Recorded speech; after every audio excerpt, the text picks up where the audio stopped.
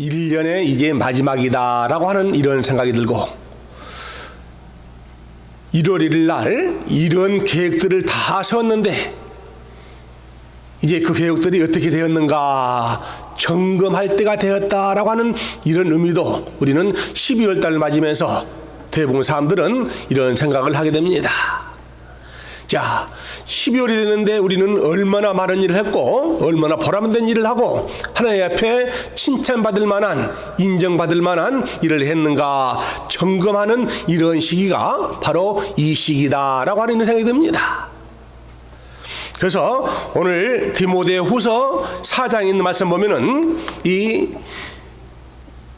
겨울 전에 너는 어서 오라, 겨울 전에 너는 어서 오라라고 하는 이 바울 선생님께서 가장 사랑하고 아끼는 제자 디모데에게 했던 이런 말씀입니다. 디모데는 그가 가장 사랑하는 이 아끼는 제자일 뿐 아니라 바울 선생은 평생을 이 결혼을 하지 않고 살았지만은 그러나 마음으로 아들 같은 마음으로 그 디모데를 사랑했습니다.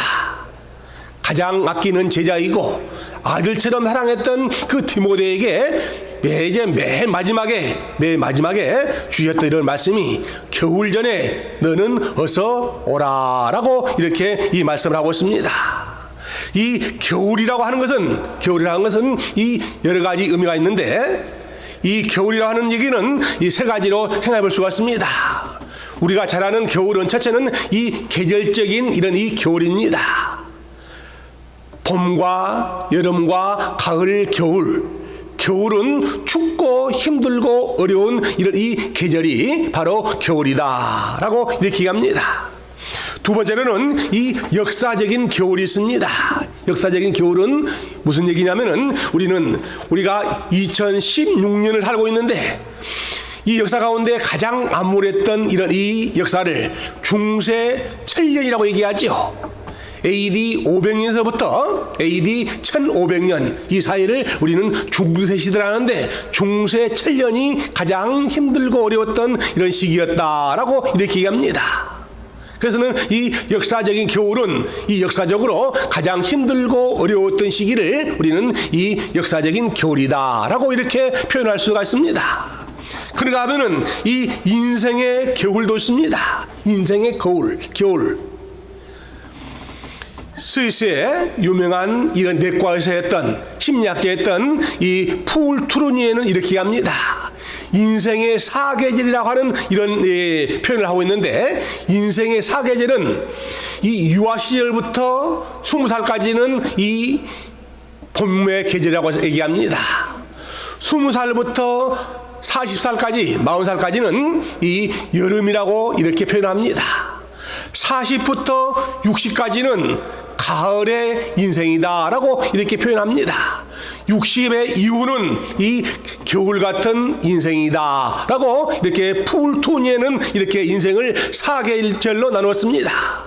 정말 참 유아 때부터 20세까지는 이 봄인데 봄에는 정말 참 모든 것들을 할 수 있고 꿈이 있고 소망이 차 있는 이런 상태를 이런 이 봄의 계절이다라고 얘기합니다. 곳은 봄에는 꽃이 피고 새가 울고 모든 것이 정말 참 기쁘고 즐거운 일들이 가득 찰 것 같은 이런 생각하는 것이 바로 이 봄의 계절이라고 얘기를 합니다. 그런가 하면은 여름에는 날씨가 좋고 풍성하기 때문에 모든 것들이 잘 자라고 성장할 수 있는 모든 계기를 얘기하지요. 이 시기를 풀투니에는 20살부터 40살까지를 그렇게 표현하고 있습니다. 이때는 어떤 것도 정말 참 성장할 수 있는 어떤 것도 할 수 있는 이런 은혜와 능력이 있는 계절이다라고 얘기하지요. 여름에는 모든 것들이 풍성하고 잘 자랄 수 있는 성장할 수 있는 이런 계절이 바로 여름 같은 계절이다. 여름에는 뜨겁고 더웠지만은 그러나 모든 나무라든지 곡물이라든지 모든 것들 농사들이 잘 자랄 수 있는 계절이 바로 이 여름이죠. 여름을 잘 되는 사람들은 가을의 계절을 잘 맞이할 수가 있는 것이지요. 가을의 계절은 풍성한 이런 익어가는 이런 계절입니다. 이기가는 계절을 이 풀토에는 40부터 60까지다. 40부터 60까지의 인생의 모든 것들이 이 열매를 맺는, 결실을 맺는 결과가 있는 이런 상태를 인생의 가을의 계절, 수확의 계절, 결실의 계절이라고 이렇게 말씀하고 있습니다. 자, 이제 겨울의 계절은 인생의 60대부터 이제는 마침 하나님이 부르실 그 시기를 얘기하는데, 이 인생의 겨울을 잘 지낸 사람에게는 모든 사람들이 그 사람들 참 인생을 잘 살았다, 인생을 잘 살았다라고 얘기하지만은, 그러나 인생의 겨울을 보내지 잘 못 보낸 사람들은 많은 사람들에게 지탄을 받고 통각을 받고 삶을 왜 그렇게 살아? 왜 그렇게 인생을 살아? 라는 이런 책망을 받을 수 있는 이런 계절이 바로 이 겨울의 계절이다. 그런데 이 겨울의 계절을 준비를 잘하면은 봄, 여름, 가을 계절을 준비를 잘하게 되면은 겨울에는 모든 것들이 우리가 편히 쉴 수 있고 모든 노후를 잘 즐길 수 있는데, 준비를 하지 않고 갑자기 닥친 사람들에게는 힘들고 어려울 수밖에 없는 얘기지요. 마치 이솝 우화에 나오는 개미와 배짱이 같은 이런 얘기입니다. 개미는 봄부터 가을까지 열심히 준비를 하고 노력을 하고 땀을 흘려서 모아놓은 걸 가지고 겨울을 날 수 있지만은, 그러나 배짱이는 자기 좋을 대로만 생각하고 노래만 부르고 지내다가 갑자기 겨울에 와서 어쩔 줄 모르는 이런 것이 이솝 우화를 통해서 우리에게 주는 교훈은, 겨울을 잘 준비한 사람에게는 항상 마지막이 좋지만은 준비하지 못한 사람에게는 힘들고 어려운 삶을 살 수밖에 없다라고 하는 이런 말씀을 하고 있습니다. 오늘 디모데후서 4장에 있는 말씀, 겨울 전에 너는 어서 오라 라고 하는 이 설교는 우리 많은 목사님들이 또 많은 메시지를 통해서 들었던 이런 말씀입니다. 지금부터 60년 전에 미국에 있는 이 피츠버그 제1장로교회 이 메카시 목사님이라고 하시는 분이 계셨습니다. 메카시 목사님 계셨는데, 이 목사님은 이 항상 겨울이 돌아올 때 이 설교를 쭉 했습니다. 이 설교 말씀을 준비하느라고 여러 가지 정말 참 애를 많이 썼던 이 메카시 목사님 이 설교를 듣고 너무 많은 사람들이 은혜를 받았습니다. 겨울 전에 너는 어서 오라, 겨울 전에 너는 어서 나에게 오라라고 하는 이 설교를 이 메카시 목사님은 혼신을 다해서 이 설교를 했더니, 이 설교를 듣는 많은 사람들이 목사님, 이 설교가 너무나도 의미 있습니다. 목사님, 해마다 겨울 되기 전에 이 설교를 꼭 해주십시오 라고 하는 이런 말씀을 했습니다. 그래서는 이 교회 당에서도 이 목사님께 모든 것을, 목사님 정말 참 이 설교야말로 우리가 듣기는 너무 아깝습니다. 우리 교인들만 듣기는 너무 아깝습니다. 더 많은 사람들에게 이 설교를 전합시다 라고 해서 그는 이 라디오를 통해서, 신문을 통해서, TV를 통해서 이 말씀이 미국이 아니라 전 세계로 들어가자 많은 사람들은 이 메카시 목사님의 이 설교를 똑같은 본문으로, 똑같은 이 말씀으로, 똑같은 예화를 했는데도 불구하고 너무 많은 사람들에게 은혜를 끼치기 때문에 이 피츠버그 제1장로교회 메카시 목사님 그 설교를 들으려고 항상 겨울만 되면은 그 교회는 인해를 이룬다는 이런 귀한 말씀을 갖고 있습니다. 이 일화는 너무나도 유명해서 수많은 목사님들이 정말 참 이 겨울이 오기 전에 이 설교를 하면서 같이 은혜를 받고 서로 나누는 이런 것이지요. 저도 지금 이제 목사안수 받은 지가 거의 29년이 되고 30년이 되는데, 해마다 이 말씀을 듣고 저도 정말 참 이 도전을 받고 은혜를 받고 겨울 전에 준비를 하고, 겨울 전에 바울 선생님께서 디모데를 오라고 하는 그 말씀을 늘 묵상하면서 지금까지 지내왔습니다. 이 말씀을 통해서 다시 한번 은혜 받는 이런 귀한 계기가 되기를 바랍니다. 사람에게는 처음이 있고 마지막이 있습니다. 잘 될 때가 있고 힘들고 어려울 때가 있습니다. 그러나 이 사람이 잘 되고 좋을 때는 아무나도 다 할 수 있지만은 힘들고 어려운 고비를 어떻게 잘 넘기냐에 따라서 그 삶은 그 후는 더 많이 달라진 것이죠. 그렇기 때문에 잘 나간다고 너무 의시되고 뽐내고 교만해서는 결국은 반드시 어려울 수밖에 없는 이런 삶이 있지만은, 그러나 힘들다고 좌절하게 되면은 비전이 없는 거죠. 미래가 없는 거죠. 그래서는 이 어려울 때 우리가 잘 준비해서 다시 한번 도약할 수 있는 이런 계기가 됐으면 좋겠다라고 하는 이런 말씀을 생각합니다. 사람이 언제든지 한번 태어난 것은 죽을 때가 있습니다. 사람이 한번 태어나면은 죽을 때가 있다고 히브리서 9장 27절은 분명히 말씀하고 있습니다. 그런데 성경에서 가장 많이 인용되는 이런 사람이 바로 다윗 왕 아닙니까? 다윗 왕.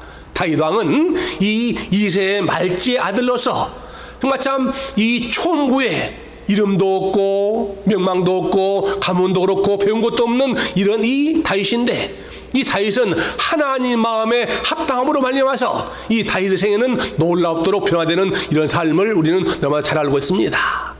이런 다윗도 이제 때가 되매 자기가 죽을 때가 된 것을 알고 기록한 성경 말씀이 있습니다. 그 성경 말씀이 열왕기상 2장 2절 말씀인데, 성경 말씀을 같이 한번 읽어볼까요? 열왕기상 2장 2절 말씀입니다.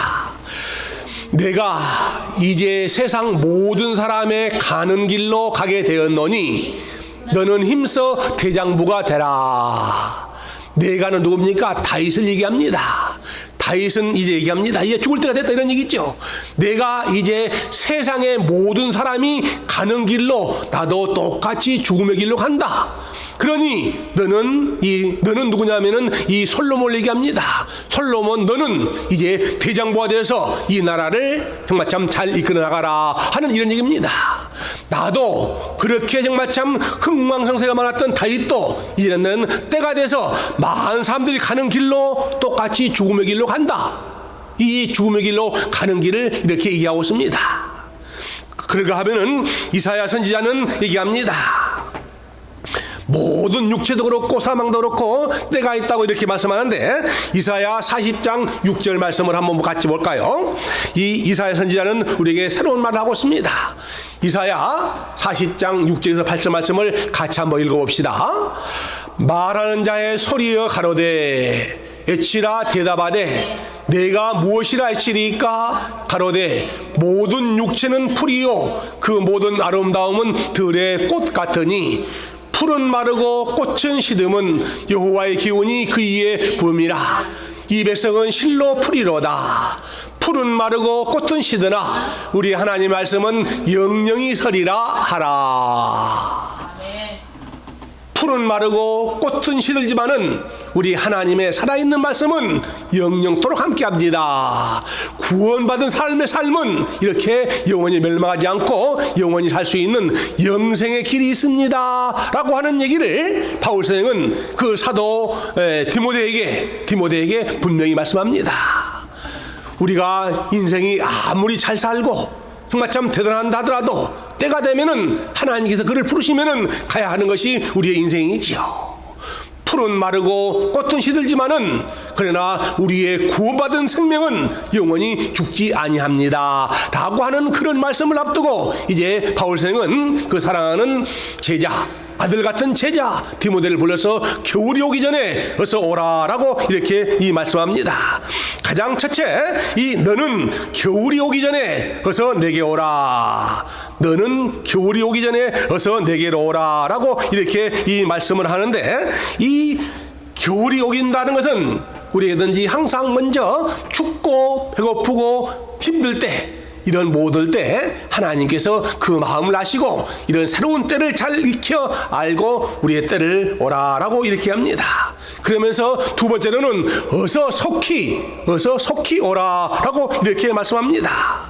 어서 속히, 이 얘기는 다급하게 부르는 이런 입장이죠. 사도 바울 선생님께서 이렇게 다급하게 디모데를 향해서 어서 빨리 오라고, 급히 오라고 하는 얘기는 이제 사도 바울은 머지않아서 내가 이제 곧 죽을 것이다, 내가 머지않아서 곧 죽을 것이다 라고 하는 것을 알기 때문에 그 사랑하는 제자, 아들 같은 제자를 빨리 속히 오라고 이렇게 얘기합니다. 이때 우리는 이 속히 오라고 하는 말씀을 듣고도 내 일이 바빠서, 다른 일이 바빠서 가지 못하는 이런 잘못된 우를 범하는 경우가 종종 많습니다. 다윗 왕이 자기 죽을 때를 알고서 말씀을 했던 것처럼 사도 바울 선생께서도 이제 자기 생명이 얼마 남지 않았다는 것을 알고서 이 아들 같은 제자에게, 디모데에게 어서 빨리 속히 오라라고 이렇게 이 말씀을 하는 것을 알 텐데, 이제 바울 선생께서 나이가 거의 차서 더 이상 살 수 없는 것을 알고 그 아들 디모데에게 이번 겨울이 가기 전에 어서 빨리 오라. 이 겨울은, 지중해 겨울은 얼어버리면은 배가 오고 갈 수가 없습니다. 배가 얼음이 얼기 전에 배가 왕래할 수 있을 때 너는 어서 빨리 내게 오라라고 이렇게 이 말씀을 한 걸 생각할 때 우리는 우리들 마음속에 다른 사람들은 다 갔지만은 너는 빨리 내게로 오라라고 이렇게 얘기합니다. 그러면서 이 하는 얘기가 세 번째로는 부탁하기를 이 마가를 내게로 데려오라라고 이렇게 얘기합니다. 너는 겨울이 오기 전에 어서 오라라고 이렇게 말씀하셨고, 두 번째로는 이 9절 말씀 보면은 어서 속히 오라라고 이렇게 말합니다. 그런가 하면은 이 11절부터 13절 있는 말씀 보면은 마가를 데리고 오라라고 이렇게 이 말씀을 하셨는데, 이 마가를 데려오라는 얘기가 의미 있는 여러 가지 말씀 가운데 의미 있는 이런 말씀입니다. 우리 성경 말씀을 한번 더 보죠. 사도행전 11장 24절 말씀을 함께 봅니다. 여기 보면은 바나바라고 하는 이런 사람이 나옵니다. 같이 한번 읽어볼까요? 바나바는 착한 사람이요 성령과 믿음이 충만한 자라. 이에 큰 무리가 죽게 더하더라. 이 바나바는 이 안디옥 교회, 정말 초대교회 이런 지도자였지요.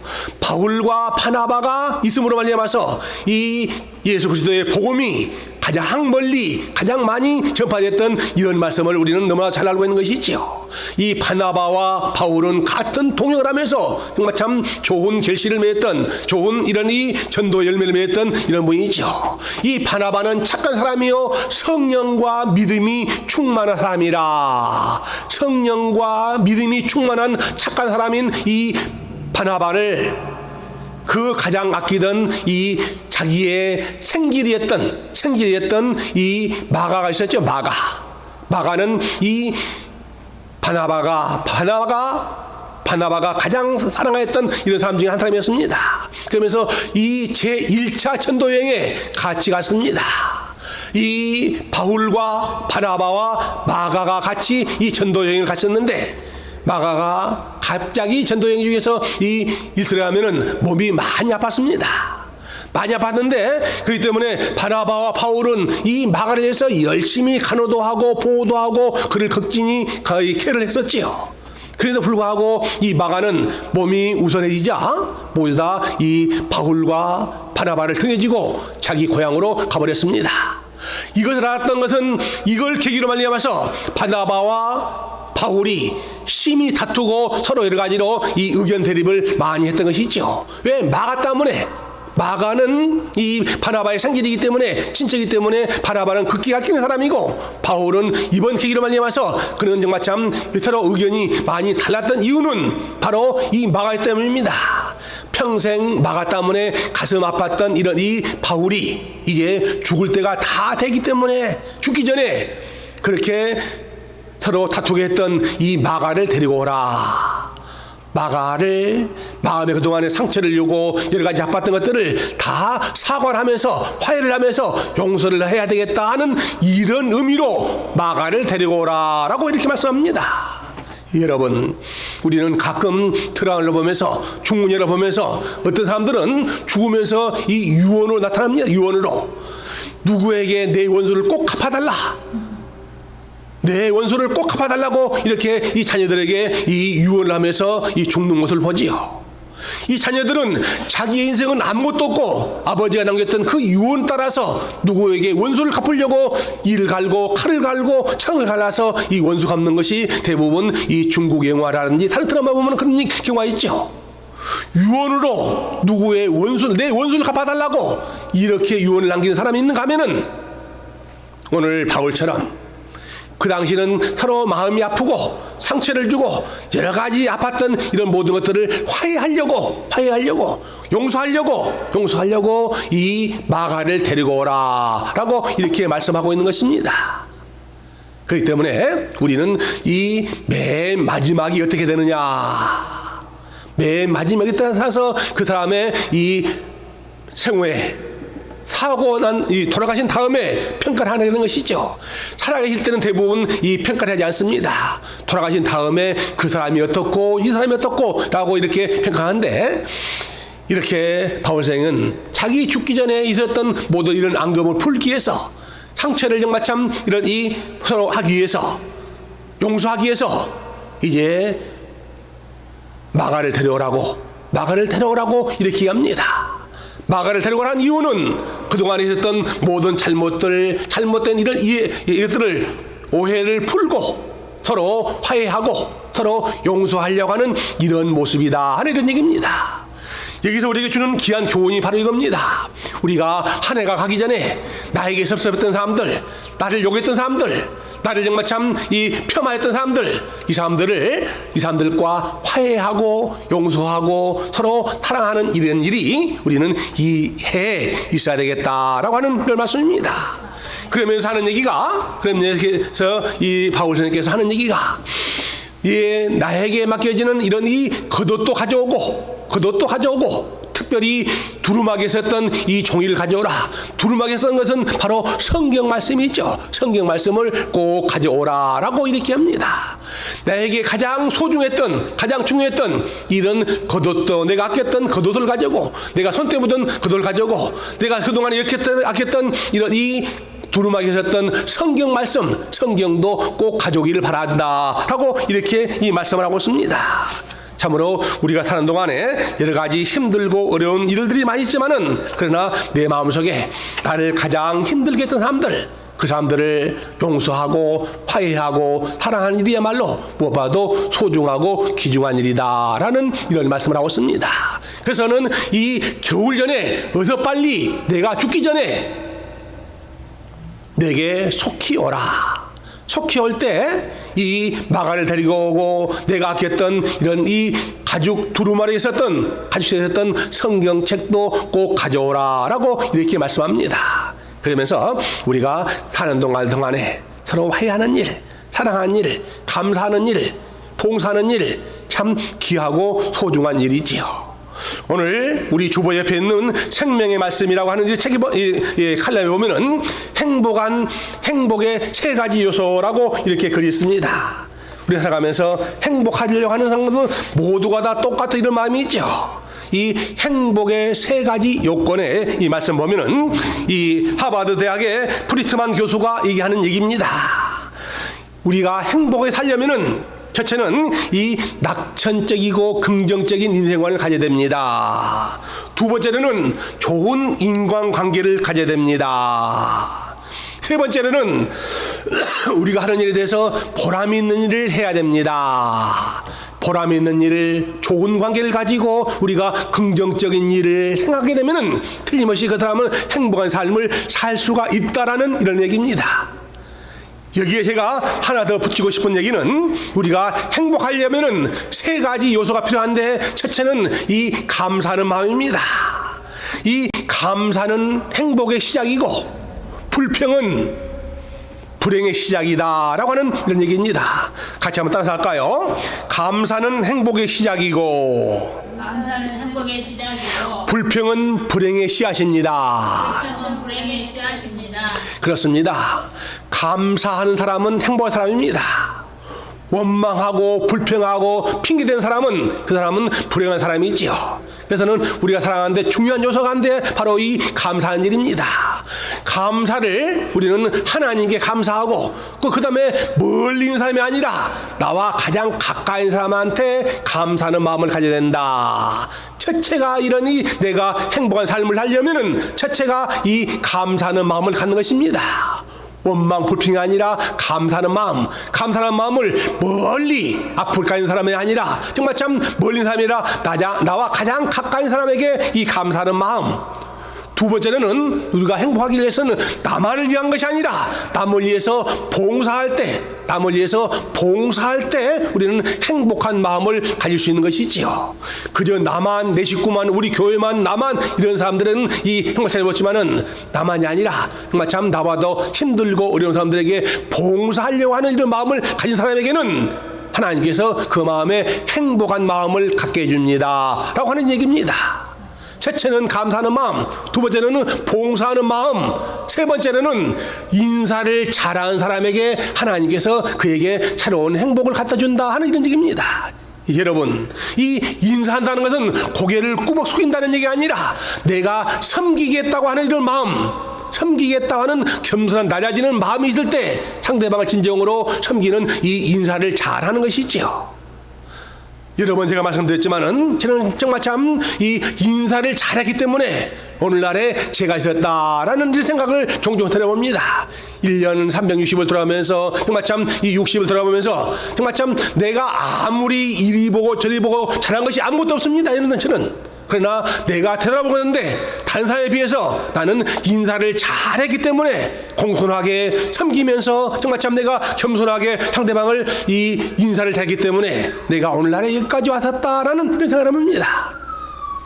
여러분들도 마찬가지입니다. 섬기는 마음으로 내가 낮아지고 상대방을 섬기는 마음으로 인사를 하는 이런 마음을 가지게 되면은 틀림없이 상대방은 나에게 더 큰 것으로 하나님이 아시고 더 좋은 것으로 우리에게 줄 때 우리는 행복한 삶을 살 수 있는 것이죠. 다시 한번 말씀드릴까요? 내가 행복하기 위해서는 프리트만 교수는 긍정적인 인생관과 좋은 인간관계와 보람이 있는 일을 하면 행복하지만은 저는 여러분에게 말씀드리기를 여러분 감사하십시오. 행복해집니다. 여러분 봉사하십시오. 틀림없이 행복해집니다. 여러분 인사를 잘하십시오. 틀림없이 하나님께서 여러분의 삶을 복되게 하고 행복한 삶을 주셨습니다. 감사, 봉사, 인사 이 세 개의 사를 잘하면은 틀림없이 하나님께서 우리 마음과 정성을 보시고 이런 행복한 삶을 할 수 있는데 이제 제가 말씀드렸죠. 1년에 매 마무리하는 인생의 마무리도 중요하지만은 올해 2016년을 마무리 잘하는 것들 정말 참 감사를 잘하시고 봉사하는 마음을 가지고 가까이 있는 사람에게 또 내가 섬기는 사람들에게 섬기는 마음으로 인사를 잘하게 되면은 하나님께서 우리에게 분명히 귀하고 아름다운 여러분의 삶을 보장하셨다는 것을 여러분 마음속에 다시 한번 깊이 심으시기를 우리 주님 이름으로 간절히 부탁을 드립니다. 기도합니다. 하나님 아버지,